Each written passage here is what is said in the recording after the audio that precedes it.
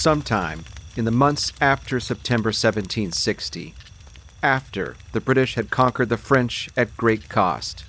Although historians are not sure just when, a young man called Neolin sat alone by a fire, deep in thought.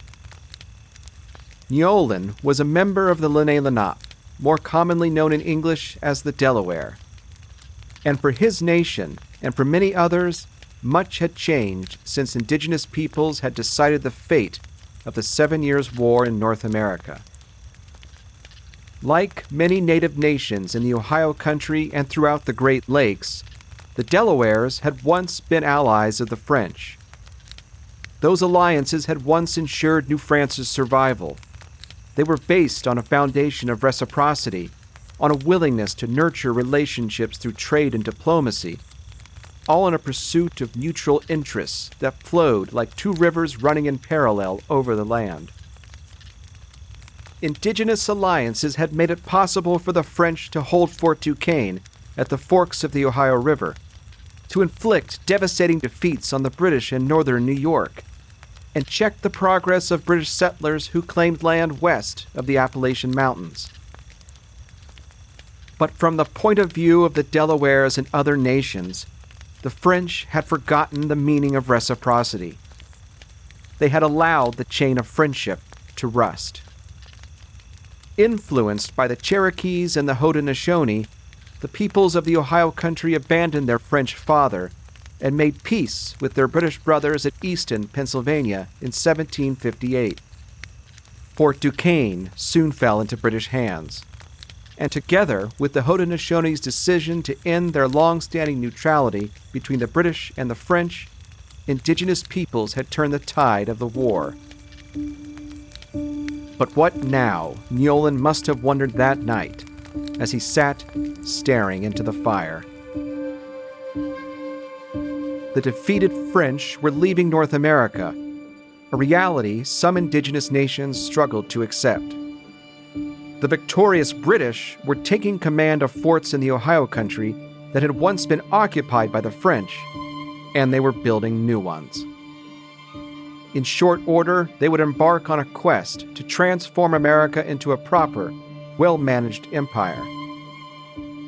Under orders from King George III and his ministers, surveyors and cartographers would soon travel over the land to create new maps that would direct the settlement of places like Nova Scotia, Prince Edward Island, East and West Florida, and Dominica. And it seemed that some of the king's subjects were no longer interested in honoring the peace and reciprocity that had made Great Britain's victory possible.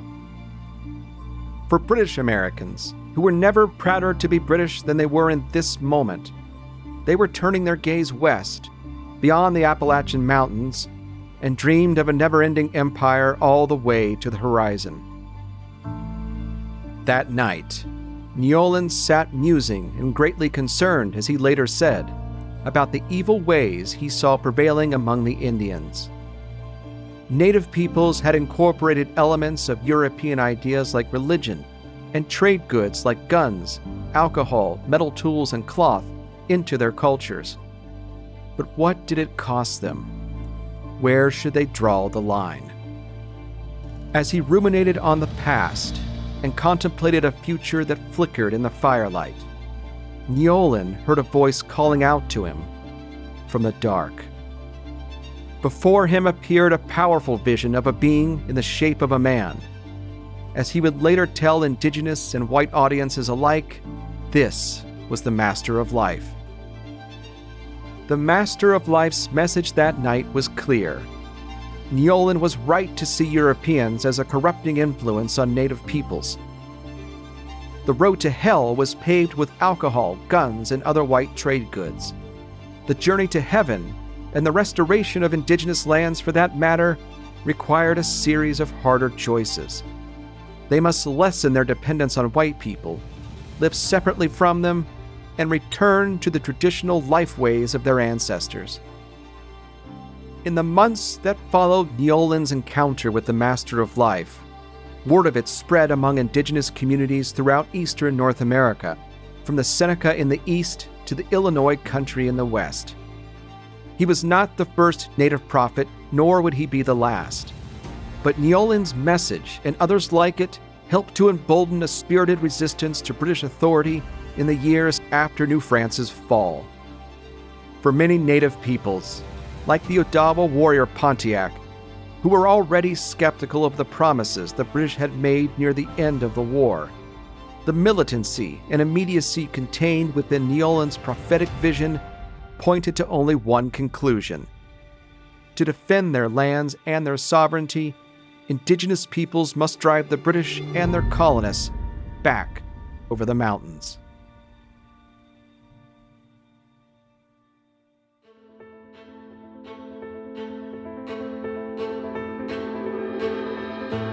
I'm Jim Ambuske, and this is Worlds Turned Upside Down, a podcast about the history of the American Revolution. Episode 5, The Uprising. On December 26, 1760, Odawas gathered at Fort Detroit and watched as New France came to an end. Having laid down their arms, the French garrison lowered the white flag of France. It had been flying above the fort for almost 60 years. In its place, the soldiers and officers of the Royal American Regiment hoisted the flag of Great Britain, and with it, the dawn of a new, uncertain era. 6 years after the balance of power had collapsed in the Ohio country, sparking a war of global proportions, the British completed their conquest of New France and began taking possession of Canada. While the fighting raged on in Europe, India, Africa, and Asia, British politicians and enlightened thinkers began planning for North America's future. By right of conquest under international law, King George III could claim these new American lands as his dominions and the people within them as his subjects. When that war came to an end 3 years later, that right would empower the king and his ministers to create new colonies and redesign British America in the hopes of building an empire that benefited all the king's subjects. Indigenous peoples saw matters differently. As Britons on both sides of the Atlantic celebrated New France's demise, native peoples wondered what it would mean for their own sovereignty as the British king replaced their French father. The Odawas who watched their French allies surrender Fort Detroit that December day, along with Indians throughout the Ohio country and beyond, had not been involved in the negotiations between the British and the French over the capitulation of Montreal 4 months earlier. Nor would they, or other peoples like the Haudenosaunee or the Cherokee, be invited to the peace talks in Paris beginning in September 1762 that would bring the 7 Years' War to its formal end. From this point of view, even if the French ceded the idea of New France to the British and King Louis XV's claim to the territories it encompassed, the indigenous communities who inhabited these lands never relinquished their right to them. Their nations were, and of right ought to be, free and independent states. So what did this all mean for Britain's relationship with indigenous peoples in the wake of New France's defeat? How did diplomatic missteps turn former allies into enemies? And how did disputes over trade, sovereignty, and the words of a prophet lead to the outbreak of another war? To begin answering these questions, we'll range far and wide over North America, arriving first on the western shores of Lake Huron, where a conversation between a British trader and an Ojibway chief revealed how much was at stake in this new world the war had made. We'll then head south by nearly 1,000 miles to explore how insults leveled against Britain's Cherokee allies in Virginia quickly spiraled out of control in the South Carolina backcountry, before returning several hundred miles back north, back to the Ohio country, where settlers' ambitions and indigenous unity made clear to the British how much they had won in war and how much they stood to lose in peace. The capitulation of Montreal in September 1760 was a moment of triumph for the British and British Americans. For them, nothing could be more certain. Even as British politicians began debating whether it was worth the expense of keeping Canada, or whether it ought to be used as a bargaining chip for a more profitable French colony like Martinique, few could deny its importance to the British Empire. As the Pennsylvania Gazette reported on September 11, 1760, "We now have the pleasure to congratulate our countrymen upon the most important event, as we apprehend, that has ever happened in favor of the British nation. The war in Canada is at an end. The governor has surrendered the country to the British General Amherst without bloodshed. The subjects of France are to be sent home. All that remain of the French are to swear allegiance to His Majesty and retain their possessions." the view looked very different when facing east from Indian country. At that point, Indian people hope that they'll have their lives back, that this dark and terrible time will be over. I'm Fred Anderson, Professor Emeritus, University of Colorado at Boulder. Now, you got to remember that there are many very different Indian groups with very different senses of what they want out of this. The Delawares and the Mingos and the Shawnee at the forks of the Ohio all have a vision of themselves now functioning normally, because the extraction of the Delawares, the crucial group from the French alliance, happens with a treaty at Easton in 1758, by which the British promised that they're not going to allow settlers beyond the ridge of the Appalachians into the valley, but they promised to open a trade. That's what they think they're going to get. The Iroquois see it quite differently. They see the moment of 1760, when they have fulfilled their alliance promises with the British, as the crucial one, because now they're going to get back what had been in abeyance during the war, which is control of the peoples at the forks of the Ohio. So already you've got a problem. The Iroquois have one set of expectations. The peoples at the forks of the Ohio have another set of expectations. The Indian groups that are concentrated at Niagara and at Detroit and Michilimackinac, at the former French points of trade and alliance in the interior, they all have different notions of what's going to happen, because those people think the French are coming back. And they have every reason to imagine that they will, because they've always come back in the past. In 1761, the Ojibway chief Maeve conveyed the belief of many indigenous peoples throughout the Great Lakes and the Ohio Valley that their French allies would soon return to trade with them and keep British-American expansion in check. The Algonquin-speaking Maeve met with the British trader Alexander Henry at Fort Michilimackinac. The fort was built on the northern tip of what is now Michigan's Lower Peninsula to guard the Straits of Mackinac, where Lakes Huron and Michigan meet. Its cedar picket walls enclosed 2 acres of land, protecting 30 small homes and a church inside. The French had maintained a presence at Fort Michilimackinac since the 17th century. It was one of a number of forts built in the region to conduct trade with native peoples, including at Detroit. But after New France's defeat in 1760, the British began taking control of these outposts and asserting control over the indigenous trade.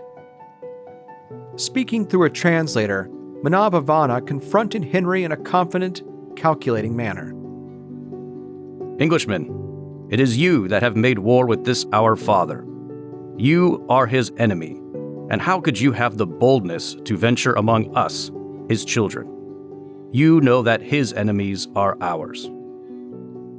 Englishmen, we are informed that our father, the King of France, is old and infirm, and that being fatigued with making war upon your nation, he has fallen asleep. During his sleep, you have taken advantage of him and possessed yourselves of Canada. But his nap is almost at an end.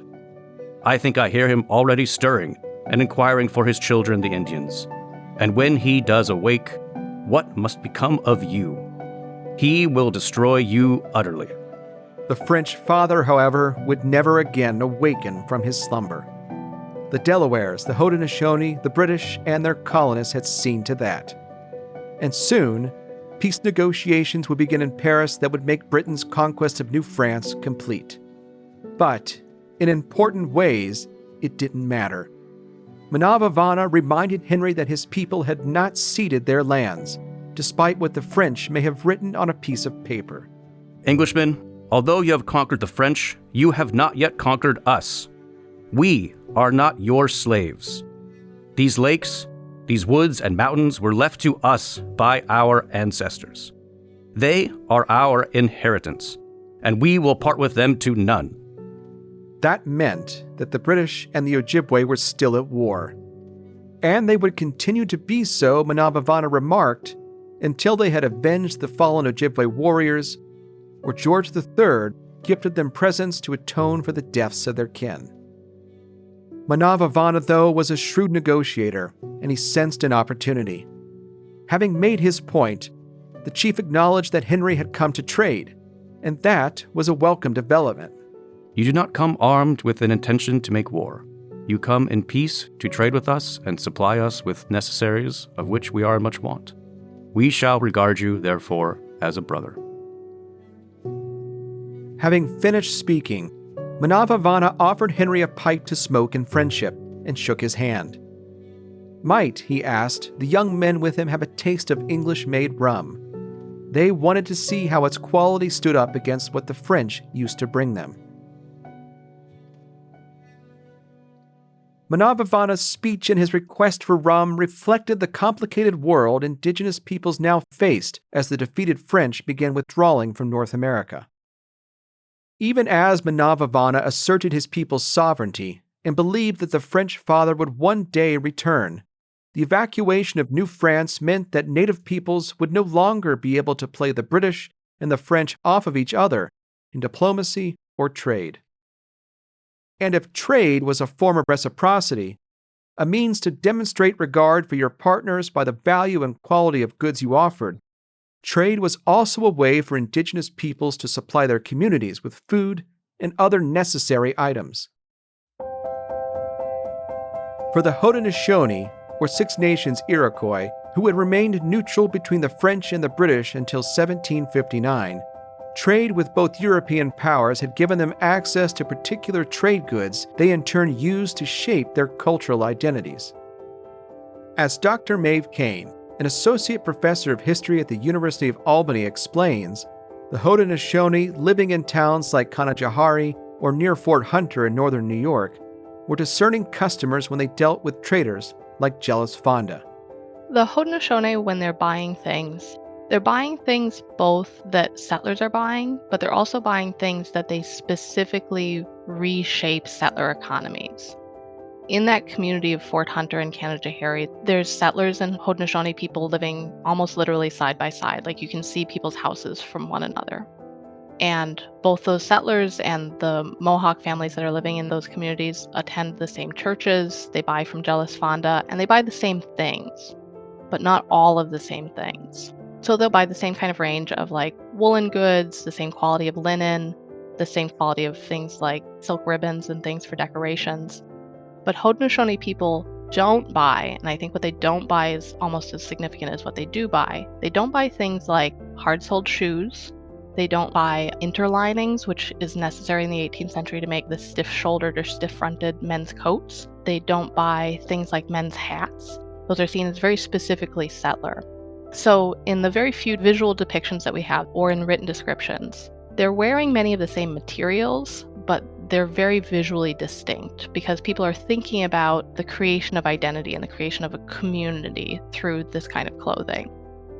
As the Haudenosaunee and other native peoples blended European goods into their own cultural practices, their buying habits reshaped local and transatlantic economies. Traders like Fonda or Robert Sanders, who's in Albany, they're writing letters back to England or to other manufacturers in Europe and saying, I need X, Y, and Z specific kinds of cloth. And then those manufacturers are responding. Within towns like Albany, or even some of the further East Coast towns like Boston or Philadelphia, overseers of the poor are doing things like, instead of giving direct aid to widows and orphans, they're giving cloth and buying things like having those widows and orphans make shirts or make leggings for the Indian trade. There's a lot of goods that people like Fonda sell, like leggings, specifically made shirts that are distinct for the Indian trade, that are not being sold to settlers. With the French gone, however, the British would be able to exert greater control over the cloth, guns, ammunition, tools, and alcohol that native peoples had integrated into their respective cultures. Yet, even as policymakers in London began crafting a coherent plan to manage Britain's relationships with numerous native nations, who were spread all over eastern North America, each with different interests of their own, British officers and settlers on the ground still had to operate on native terms. For as recent events had shown, disputes over trade and reciprocity could fracture alliances and lead to an explosion of violence between the British Americans, and native peoples in North America. Over 800 miles to the south from Fort Michilimackinac, where Alexander Henry and Minavavana were beginning a new era of British Ojibway relations, a conflict known to the Cherokees as the War with Those in Red Coats was coming to an end. For much of the first half of the 18th century, the Cherokees had been allies of the British and key trading partners with the colony of South Carolina.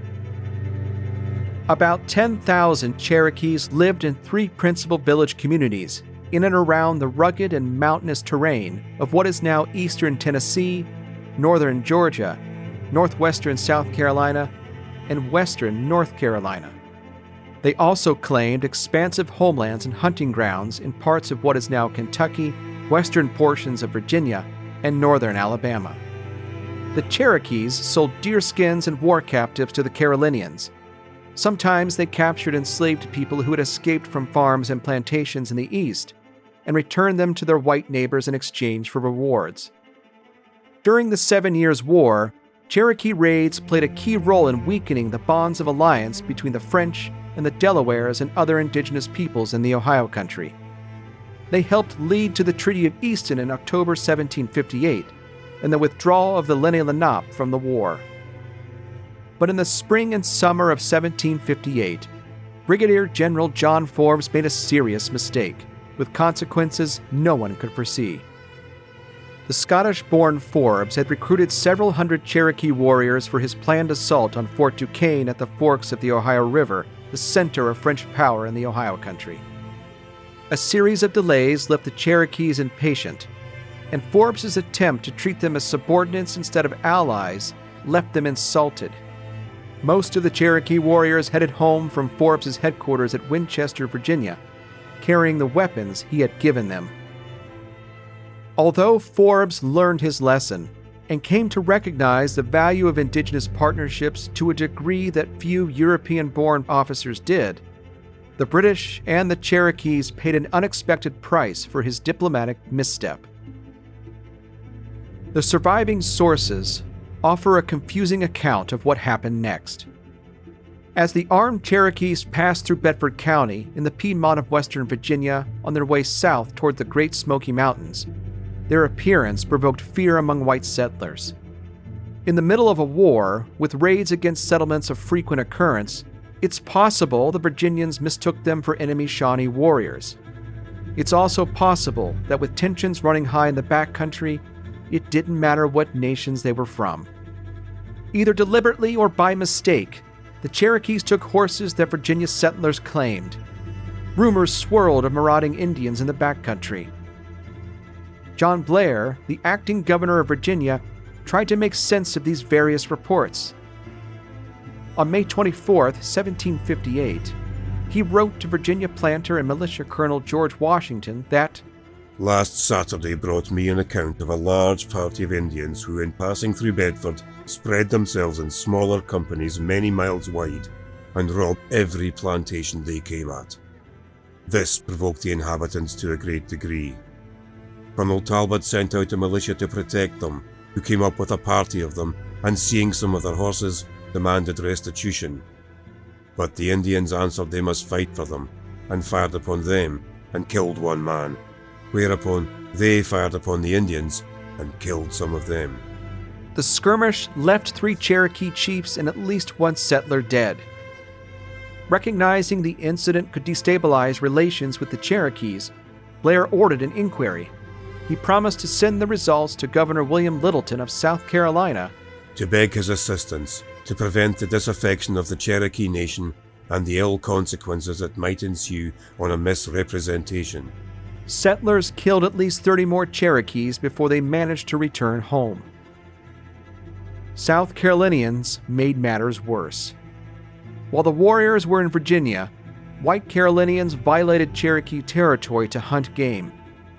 By poaching deer and other wildlife, the settlers compromised the available supply of game that Cherokees would rely on during the winter. Over the course of 1759, as some Cherokee leaders called for vengeance, others, like Atakulakula or the Little Carpenter, counseled a more moderate approach. He requested that Governor Littleton and the South Carolina government give the Cherokees a large present to atone for the settlers' transgressions. Littleton refused. The governor's decision weakened Little Carpenter's standing as a negotiator among his people.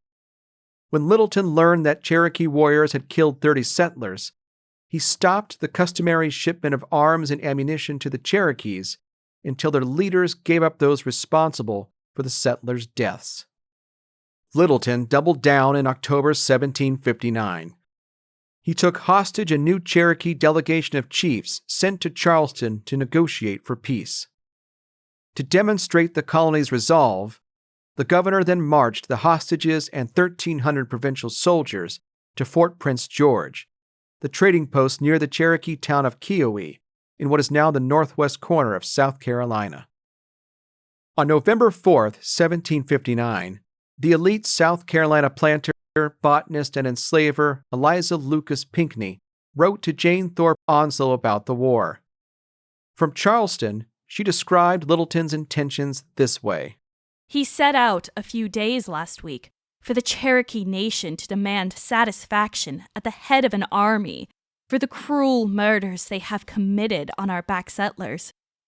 What the event will be, heaven only knows. We hope a good and lasting peace. But there would be no good or lasting peace. By taking the moderate chiefs hostage, Littleton enhanced the influence of the more militant Cherokee leaders. They likely received encouragement to fight from Creek leaders in northern Alabama, who offered the tantalizing possibility of a new alliance and aid from the French, though neither ever materialized. Governor Littleton promised to give the Cherokees 3 tons of gunpowder and the hostages if they turned over the warriors who had killed the settlers.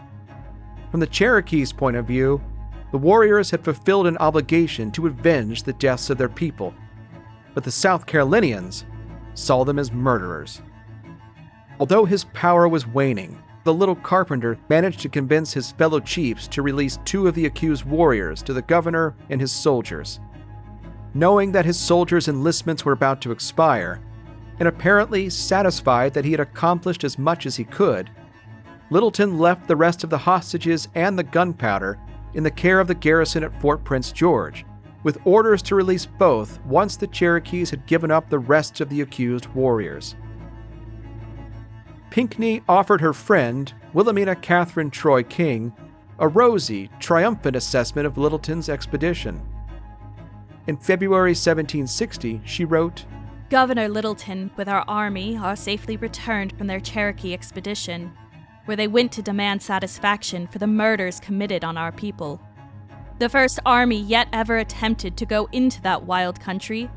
They had been very insolent and committed several murders and outrages in our back settlements, nor ever expected white men would have resolution enough to march up their mountains.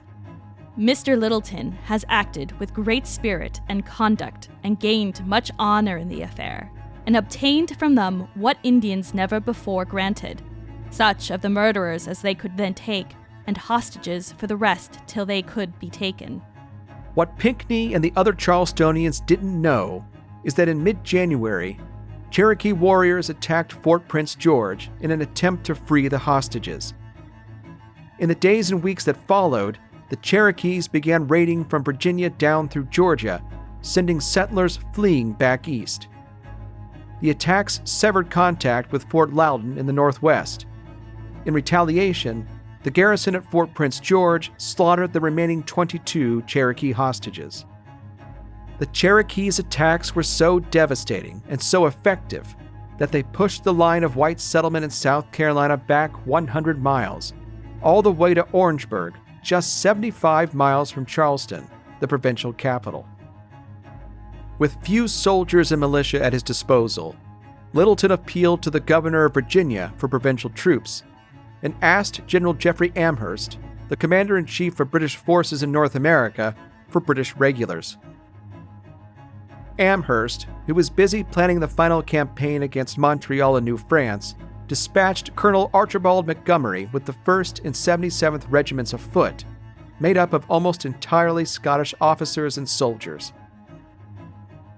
In June 1760, Montgomery and his regiments, joined by Carolina Rangers, marched into the Cherokee Lower Towns, located in western Carolina and northern Georgia.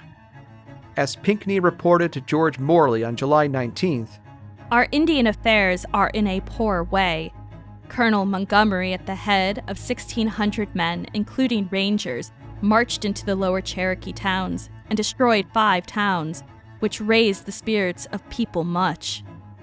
After the Cherokee refused to negotiate, Montgomery sent his men northwest, into the mountains, toward the middle towns located along and near the Little Tennessee River. To reach them, his Scots would have to climb through the unforgiving terrain of the Great Smoky Mountains. The mountainous landscape and fierce Cherokee resistance ground Montgomery's campaign to a halt. He ordered a retreat, first to Fort Prince George and then back to Charleston, much to the disappointment of settlers like Eliza Lucas Pinckney. While we imagined he was proceeding to Fort Loudon, he began his march towards Charlestown in order to return to General Amherst, in consequence of whose orders 'tis said he returns. The British regulars sailed for New York, with a confident Amherst satisfied that they had sufficiently humbled the Cherokees. Amherst was wrong. In June, when the Cherokees in the Overhill towns on the west side of the mountains learned of Montgomery's attack on the lower towns, they began pressing a siege to Fort Loudon. Cut off from the rest of British forces in January, the garrison had managed to survive as long as it did, in part because some of the Cherokee women brought the fort food. They were the wives of some of the British soldiers there. When the garrison surrendered in August, the warriors killed several of the officers and men and took many more soldiers and civilians into captivity. John Stewart, a South Carolina militia captain and friend of Little Carpenter, was the only officer spared. Although a period of quiet followed the attack on Fort Loudon, it came to an end in early 1761. Amherst acknowledged that the Cherokees had not been chastised after all. Having completed the conquest of New France, Amherst sent Lieutenant Colonel James Grant of Ballindock south to end the Anglo-Cherokee War.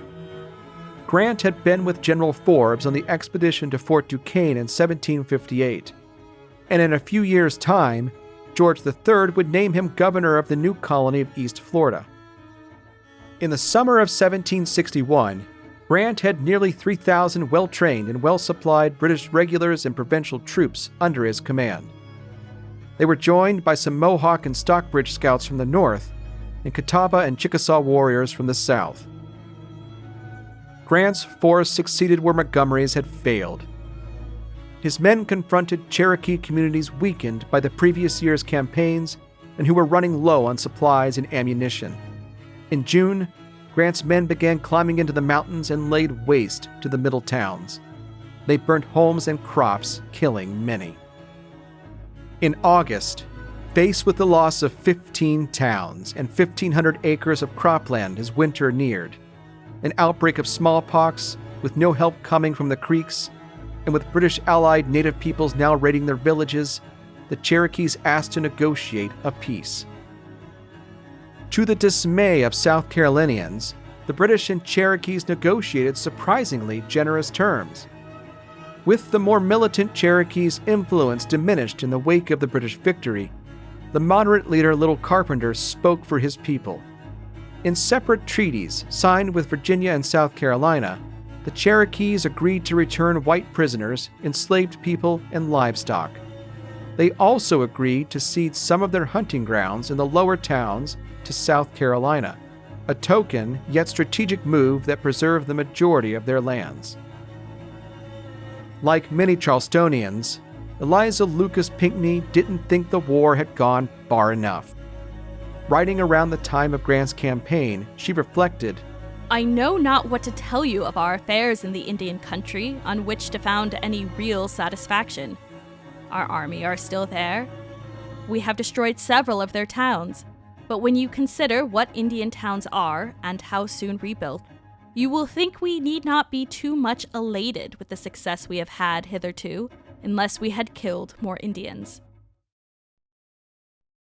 In the afterglow of their conquest of New France in September 1760, and their defeat of the Cherokees nearly a year later, British officers, colonial officials, and settlers in North America took away a series of conflicting lessons about indigenous relationships as they tried to extend British authority and influence west of the mountains.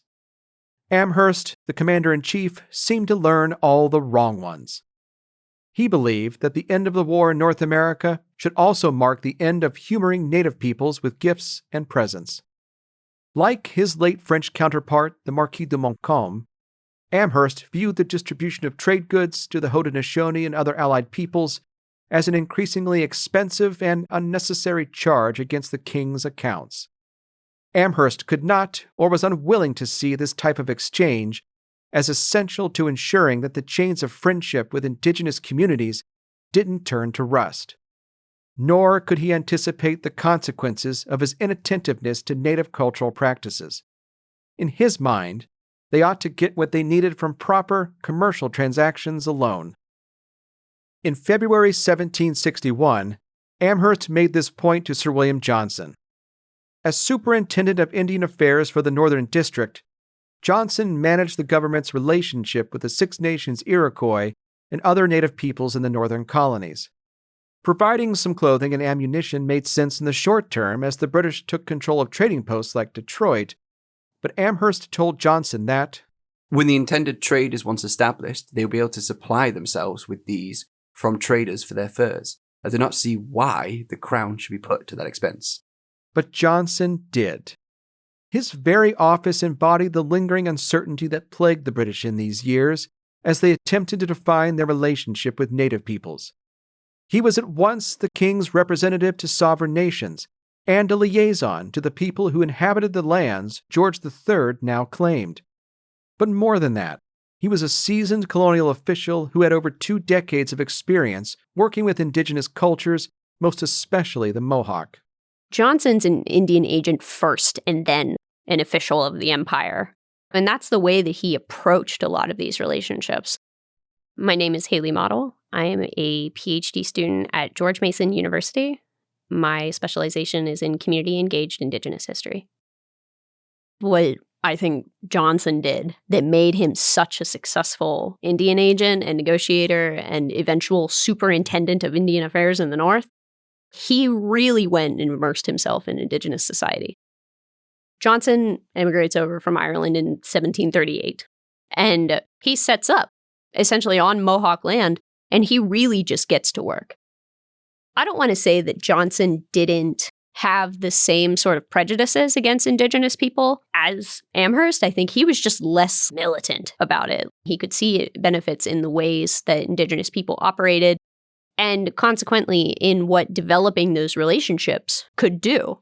And he really invested a lot of time in developing those personal relationships. Those were personal connections, friendship connections that he had made that eventually made him very successful as superintendent. But it was that sort of immersion in Mohawk way of life and in Mohawk culture and within their specific issues. He was there to solve their issues and advance his own influence. When someone like Johnson walks into a treaty council and enters into these negotiations, it becomes a much different game. And it's because he put so much work into developing these connections and adopting a lot of these life ways.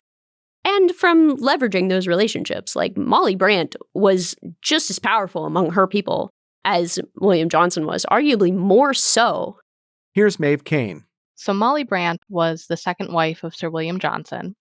She's unique in her marriage to this very prominent British diplomat.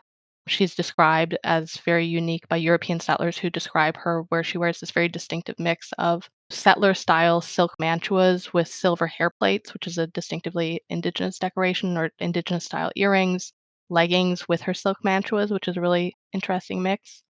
There's very few letters. Molly Brant was probably literate in English. She was certainly literate in Mohawk because there's descriptions of her writing in Mohawk by other people, and there's a few letters in English where it's not clear if she wrote them or if she dictated them. And scholars debate this, but I would argue that Molly Brant is in large part how he becomes so prominent.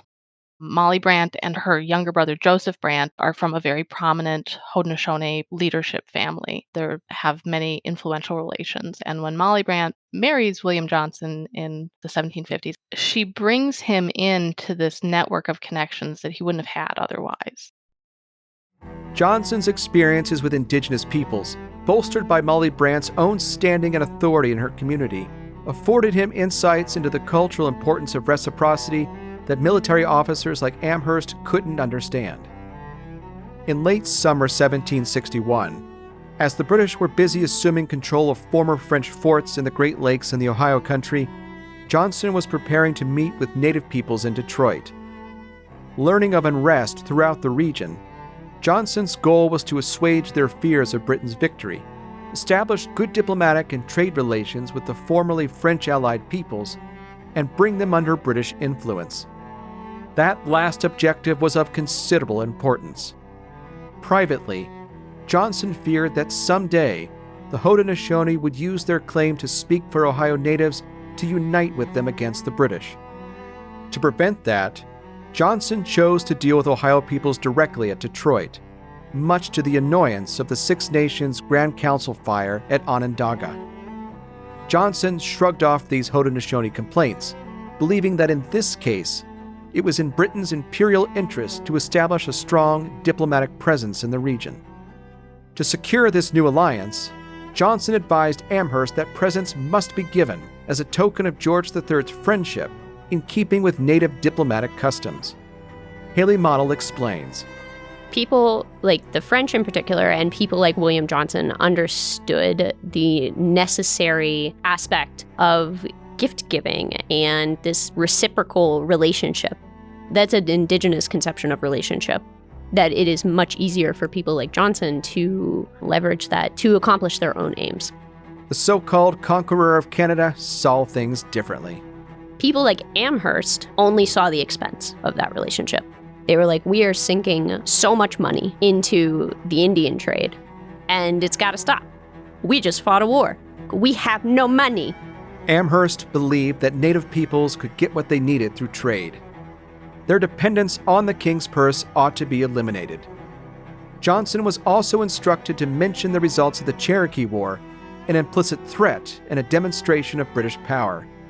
Moreover, it made little sense to him to gift ammunition, since nothing could be so impolitic as to furnish them with the means of accomplishing the evil which is so much dreaded. Amherst's view of trade and gifts as purely commercial rather than as cultural transactions made for a bad first impression with Britain's potential new indigenous partners and its existing ones. Denying them gunpowder made it more difficult for them to hunt on behalf of their communities. Further orders restricting trade itself to British forts theoretically prevented traders from traveling to native communities as they had before, forcing indigenous peoples to carry their furs and trade goods over longer distances.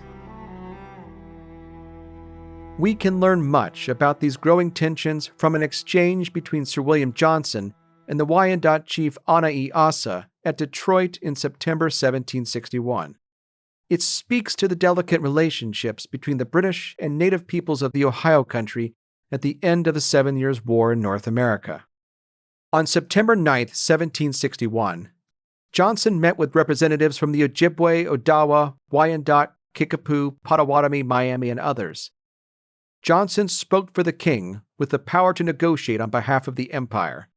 He opened the meeting with a speech declaring Britain's intention to wipe away those tears from your eyes, which were shed for the losses you sustained during the war, in which you were imprudently engaged against the English.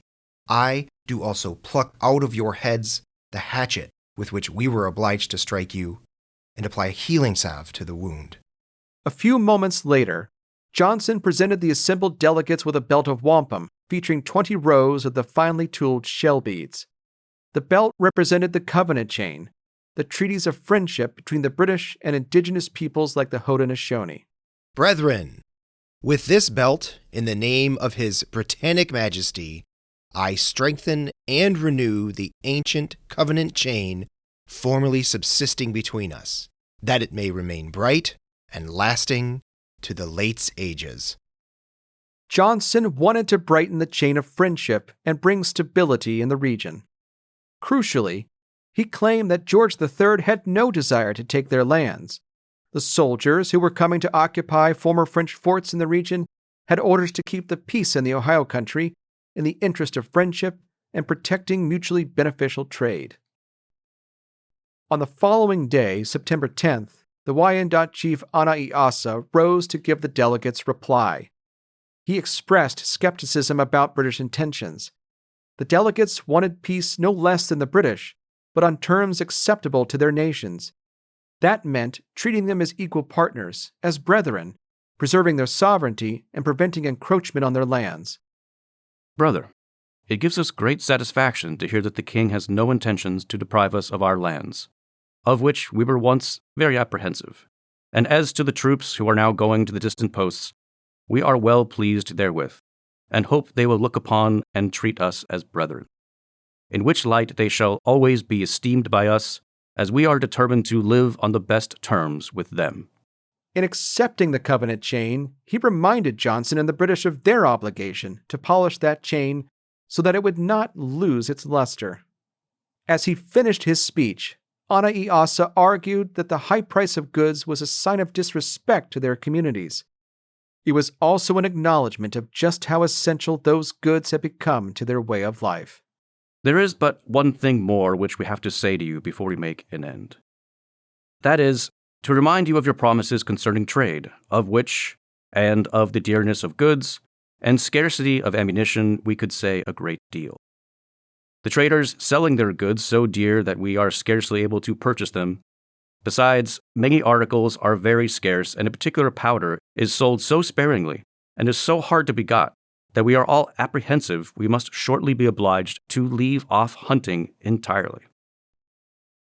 British Americans gave Ohio peoples every reason to believe that George III and his government were incapable of fulfilling their promises or controlling settlers.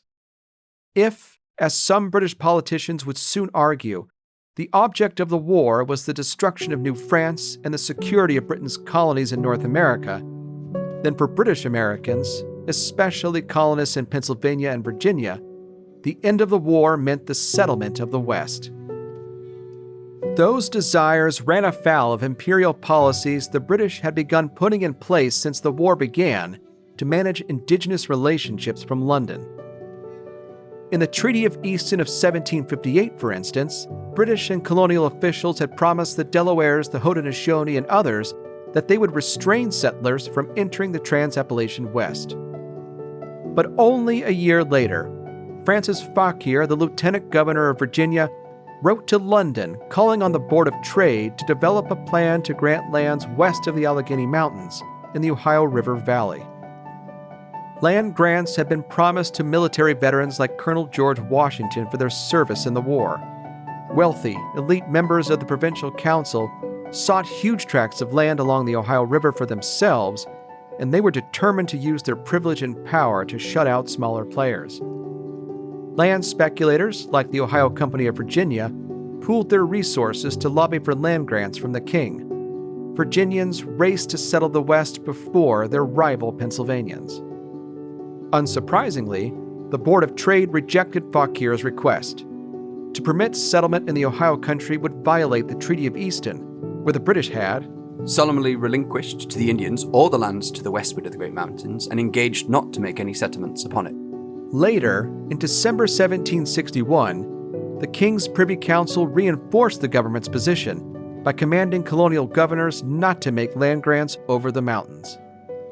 Despite such pronouncements from London, the Ohio Company continued to lobby the Virginia government and the King's ministers for land grants. Meanwhile, British officers in the North American borderlands struggled to honor the treaty's terms. In the fall of 1761, Henry Bucquot, a Swiss-born British officer, was in command at Fort Pitt at the forks of the Ohio River, which the British had built to replace the ruined Fort Duquesne. On October 30th, Buquo issued a proclamation ordering illegal white immigrants to retreat east back across the mountains. In the spring of 1762, he deployed soldiers to burn down the squatters' homes. Much as these turn of events alarmed elite land speculators and ambitious squatters, they eroded indigenous confidence in British promises, despite whatever inroads Sir William Johnson may have accomplished at Detroit. New restrictions on presence and trade, the appearance of settlers west of the mountains, the construction of new roads and forts, and the loss of the French as a counterweight to the British convinced some native nations that resistance through force was the best way to preserve their sovereignty and revitalize their communities before it was too late. The Miamia, or Miami, whose homelands encompassed parts of what is now Ohio, Indiana, Illinois, and Wisconsin, shared this conviction. It's really as the 7 Years' War comes to an end, and you see a transition to British control of the French forts scattered throughout our homelands. That's when you see big impact. George Ironstrack, citizen of the Miami Tribe of Oklahoma and assistant director of the Miamia Center at Miami University. So this transition is pretty rough. The British come in, and Jeffrey Amherst is sort of symbolic of all this, kind of swaggering around and throwing their elbows. And the French were weak and behaved kind of weak. People were very, very frustrated by this. And so certainly we participated in what people call Pontiac's War, Pontiac's Uprising, this attempt at the very end of the 7 Years' War to push back against this British presence of this type, this very aggressive imperial British presence in these trading scenarios. And so there's a major effort at renewal and revitalization through the messages brought by the Delaware prophet Neolin that are about rejecting some aspects of European culture and European trade goods in an attempt to regain a sense of interdependency among the indigenous nations and remove this dependency on Europeans that both the French and the British tried to play off of. And I think the end of the 7 Years' War really lights a fire under that. In late 1761, wampum war belts began circulating among many different nations in the Ohio and Illinois countries, including the Odawas, Shawnees, Delawares, Ojibways, Potawatomis, Miamis, and the Seneca. For more than a century, historians have searched for a singular plot or a conspiracy to explain the outbreak of violence that soon erupted, but there really wasn't one. Instead, disbelief over the French cession of their lands without their permission following Canada's surrender, shared frustrations over General Amherst's new trade restrictions, an awareness of their dependence on European-made goods, and their alarm at the appearance of squatters over the mountains congealed over many months into a pan-indigenous alliance that offered a formidable challenge to British power and its empire. Likewise, since the 1850s, historians have argued about the nature of the man typically identified as the movement's most visible leader. Was the Odawa warrior Pontiac the commander-in-chief of Indian forces in the battles to come? Or was he just the person the British begrudgingly respected and conveniently assigned to that role? Did he lead a rebellion, a conspiracy, or a war against the British and their colonists? Was it Pontiac's War, as we've come to call the conflict? Or, much as the term French and Indian War erases the distinctiveness of French allied nations, does the name Pontiac's War similarly obscure its many different leaders? In fact, we know very little about the life of Pontiac before 1763. He was born sometime in the early 18th century, likely on the western edge of Lake Erie, possibly in the Odawa village at Detroit. He probably fought with other Odawas alongside the French during the 7 Years' War, and he certainly shared the grievances felt by his and other indigenous peoples after New France's defeat. Even as historians continue to debate Pontiac's precise role in the war that bears his name, what we do know is that he was able to marshal this shared indigenous sense of disappointment, betrayal, fear, and anger to great effect. That he could do so was thanks in large measure to the teachings of the Delaware prophet Neolin. Since his first encounter with the Master of Life that night sometime after September 1760, possibly in a Lenape village in what is now eastern Ohio, Neolin claimed that war with the British was all but certain. His vision of the Master of Life and the Spirit's admonishment to lessen their dependence on white ways and live separately from them added to the growing fervor. It helped to drown out more moderate voices who preached conciliation with the British and their colonists. The prophet's messages require careful reading. As word of his prophecy spread orally from the Ohio country in the east to the Illinois country in the west, the Master of Life's commandments varied in form, and they evolved with time. Some British sources, such as the journals of British traders like James Kinney, suggest that Neolin preached the removal of all white people and culture from indigenous societies. By March 1763, Neolin began laying out a gradual process for how cultural revitalization would happen. Native boys would be taught to use the bow and arrow as their ancestors once had. For 7 years, they would eat a diet that included an herbal tea known in some cultures as the black drink. It would induce vomiting and thus purge their bodies and their minds of white influence. During this time, trade with Europeans would continue to ensure good hunting and access to other supplies, but after the 7th year, trade would cease. Other evidence survives in French manuscripts, like the journal attributed to Robert Navarre. They offer an equally complicated tale. Navarre was a former French officer who was stationed at Detroit. By 1763, he was working for the British there when Pontiac and native warriors arrived at the fort. On April 27th, Navarre witnessed Pontiac relate a version of Neolin's experiences as he spoke in council to a gathering of Odawa, Ojibway, and Potawatomis.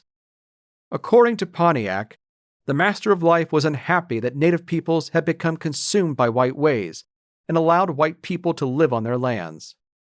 Nevertheless, he would permit the French to live among them. Other French manuscripts report similar sentiments, and they correspond with the generally favorable treatment of French settlers in the war to come.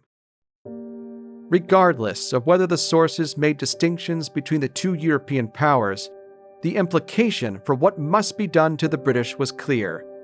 As Pontiac recounted the Master of Life's words at Detroit, "Drive them out, make war upon them, send them back to the lands which I have created for them." Pontiac began that war in early May 1763. Here's Hayley Madl. This was a major indigenous uprising to essentially protest continued British occupation of spaces when they're not fulfilling their side of agreements. And this is a major problem. Pontiac's War really showcased how people like Amherst, you can't just roll back the Indian trade. You can't just pretend that you're the one in charge now. These are still nations that have a significant amount of power. By then, it had been 3 months since the French had formally ceded Canada to the British in the Treaty of Paris, without indigenous input. It would take months before word of the treaty reached the farthest French outposts in the Illinois country. A few days after he invoked the Master of Life's command to drive the British back over the mountains, Pontiac attempted to capture Fort Detroit by subterfuge. The fort was home to about 2,500 civilians and 120 British soldiers. On May 1st, Pontiac persuaded Major Henry Gladwin, the fort's commander, to grant him and as many as 50 other native peoples entry to perform a ceremonial dance. As the drums beat and the British soldiers, civilians, and former French settlers watched, 10 warriors took note of the fort's layout, including the location of the gunpowder magazine. The English-born Gladwin suspected a trap. Some evidence suggests he had an indigenous informant.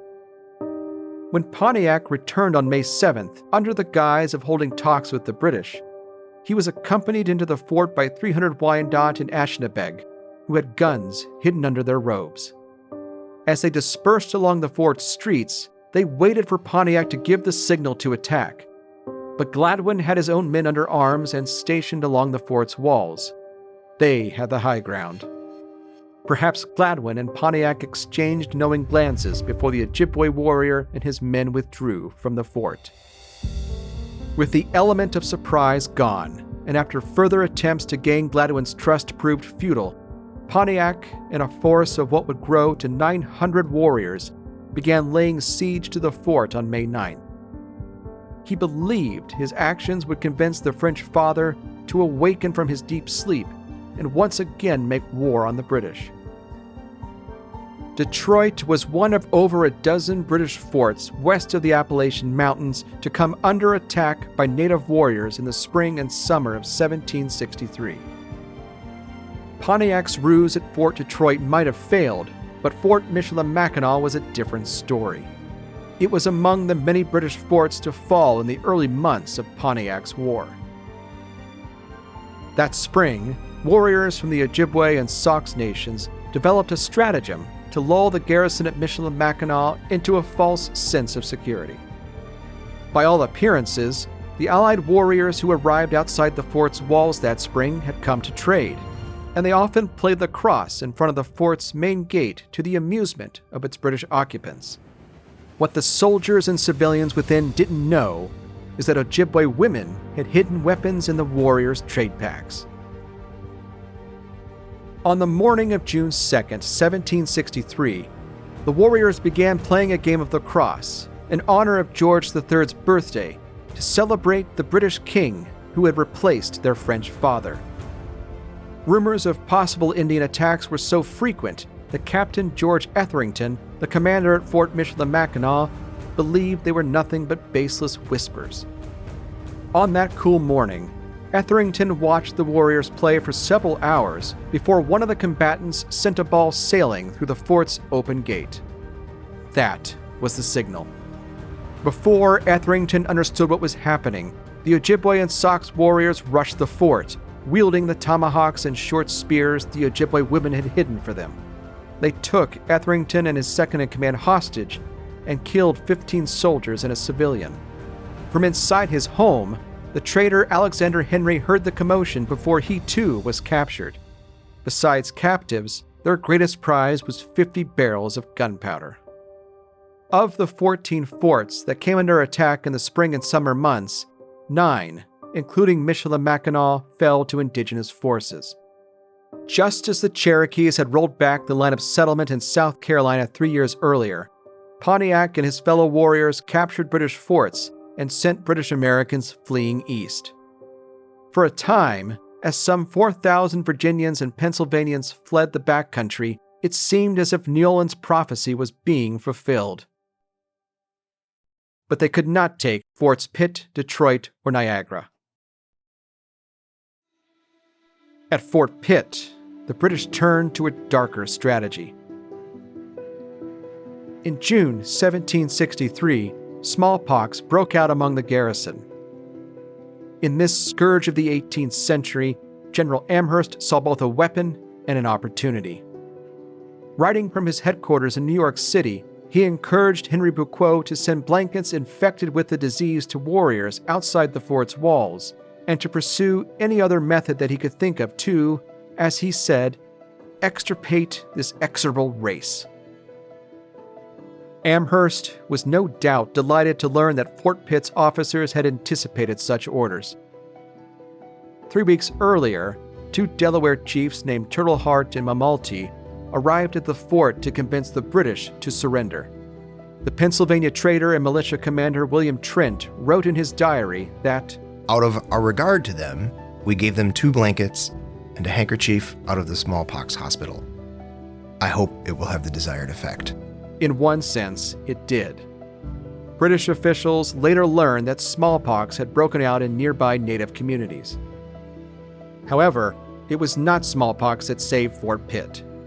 In August, Bucquot and an army of mostly Scottish Highlanders, men who had just returned to the mainland after helping capture Spanish Cuba and French Martinique, managed to defeat the Allied warriors at the Battle of Bushy Run in western Pennsylvania, but only just barely, and at a considerable cost in men and supplies. Even then, the British at Fort Pitt never really lifted the siege. The needs of indigenous communities proved to be the fort's salvation. By October, the warriors began departing for their homelands to prepare for the winter hunt. Nearly 300 miles to the northwest, the siege of Detroit had ground to a halt. Pontiac and his warriors couldn't dislodge Major Henry Gladwin and his men, nor could Gladwin afford to hold out much longer. In September 1763, a force of Ojibway, Ottawa, and Seneca warriors wreaked havoc along a key supply line connecting Fort Niagara in northwestern New York to the western outposts, including Detroit. Although the British managed to reclaim the line and Niagara itself never came under attack, the disruption nearly sealed Detroit's fate. Had it not been for a message from the French father and the coming winter, then perhaps it would have. In early October, news of the Treaty of Paris of 1763 finally reached Pierre-Joseph Nion de Villiers, the commanding officer of Fort Duchart. The fort sat on the east bank of the Mississippi River, about 50 miles south of modern-day St. Louis, Missouri, in what was then the French colony of Louisiana. When Nion learned that his king had ceded both New France and the colony of Louisiana east of the Mississippi to the British, he also received instructions to send wampum belts and deputies to native peoples in the Illinois and Ohio countries to advise them that France was now at peace with Great Britain and that they should make peace as well. On October 28th, a young French officer brought Pontiac and his warriors outside Fort Detroit's walls a message urging them to make peace with their brothers, the English. Ironically, Nion received a plea from Pontiac for aid only a day earlier. The French weren't coming, and with winter on the way, Pontiac and his allies now had little choice but to abandon their siege, turn to the hunt, and prepare their communities for the cold months ahead. Pontiac and Major Gladwin negotiated what amounted to a truce by November 1st. But there would be no permanent peace, not yet anyway, as Pontiac's war would continue for another 15 months. Intermittent fighting that convinced George III and his ministers in London that they must draw a line. Pontiac left Detroit along with 150 Ottawa and Ojibway and headed south for a village along the Maumee River to winter, recover, and plan. Henry Gladwin must have breathed a sigh of relief as he watched Pontiac and his forces fade into the distance. Pontiac never knew, as Gladwin did, that Fort Detroit had less than 2 weeks' worth of flour left inside.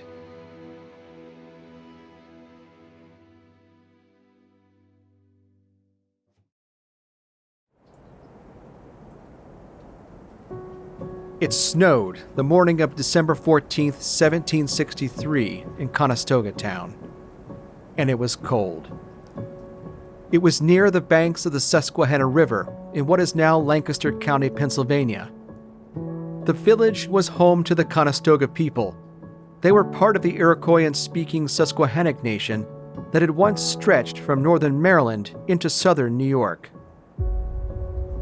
By the late 17th century, however, disease, conflicts with Virginia and Maryland settlers, pressure from the Haudenosaunee, and the competing interests of various colonies had taken their toll on the Susquehannock. In 1701, part of the nation ceded land to William Penn, the founder and proprietor of Pennsylvania, in exchange for the right to continued use of the land. They became known as the Conestoga. For much of the next 60 years, the Conestoga lived in relative peace in Conestoga town. They traded with the Pennsylvanians who settled near them, adopted white clothing, often went by English names like Little John or Betty, and made their living by tending gardens or selling bowls and brooms. Many had become Christians. To all appearances, they had adapted to white society. But the 7 Years' War, and most especially Pontiac's War, changed all of that. By the summer of 1763, devastating raids by the Delawares and Shawnees on the backcountry settlers killed, by one estimate, 600 settlers. Every day seemed to bring more and more petitions from the backcountry to the governor's desk in Philadelphia, pleading with him and the legislature for soldiers and supplies, only to be met with frustration. As they had in the 1750s, the Quaker majority in Pennsylvania's assembly clashed with the governor over funding a war. For John Penn, the grandson of the colony's founder who became governor in October 1763, this was a continuation of what he called the old dispute. They finally agreed to fund the militia, but it could only act on the defensive to protect harvesting parties. Some backcountry settlers, who had grown tired of what they saw as their government's utter lack of inaction and what they perceived as coddling of indigenous peoples by imperial officials, decided to take matters into their own hands. The Paxton Boys were among the Pennsylvanians who came to see enemies everywhere. Named for Paxton, a township to the north of Conestoga town, the Paxton Boys were men who descended from Scots-Irish Presbyterians. They had little use for the Quakers' Anglican and Quaker elite, and they believed they ought to do what a seemingly unresponsive government would not. As rumors of impending attacks filled the air and reports of armed and unknown natives circulated among neighbors, a belief grew that even friendly Indians like the Conestoga were internal enemies. On that cold morning of December 14, 1763, nearly 60 armed Paxton Boys entered Conestoga town, broke into the residents' homes, and killed the 6 people they found there. Cherokees was among the dead. He had met William Penn as a young man and kept the community's copy of the 1701 treaty they had signed with him. Most of the Conestogas escaped death only because they were out trading that day. Local officials moved them to a workhouse in Lancaster for their protection, but it was no use. On December 27th, with a crowd watching, the Paxton mob forced their way into the workhouse and murdered the remaining 14 Conestoga, including women and children. No one involved in this uprising of what Governor Penn called this lawless party of rioters ever faced justice for the killings. The Pennsylvania merchant Edward Chippen's reaction to the first attack reflected the feelings of many settlers in the backcountry that even native allies were native enemies in waiting.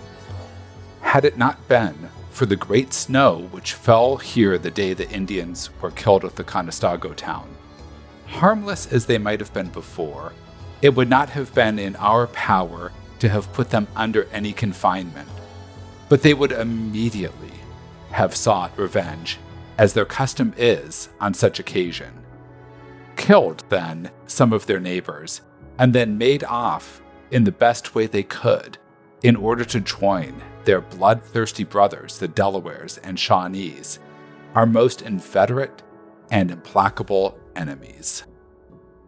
How the British would manage this mess in this new world the 7 Years' War had made, God only knew.